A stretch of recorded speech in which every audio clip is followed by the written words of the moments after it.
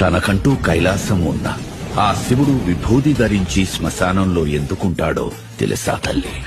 మనిషి చనిపోయాక దహన కార్యక్రమాల అనంతరం ఆ దేహాన్ని ఒంటరిగా విడిచి అందరూ వెళ్ళిపోతారు.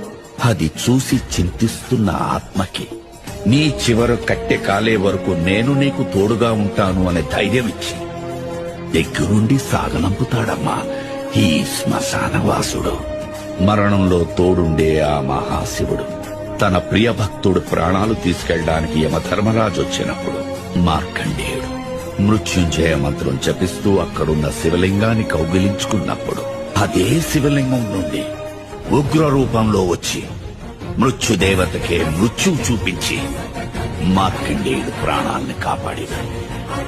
మహామృత్యుంజయుడమ్మా. గంగ ఉధృతంగా భూమిపైకి ఎగసినప్పుడు ఈ భూప్రపంచం ఎక్కడ తల్లడిల్లిపోతుందో అని ఆ గంగని తన జటాజూటాలలో బంధించి ఈ భూమండలాన్ని కాపాడిన జటాధరుడమ్మా ఈశ్వరుడు.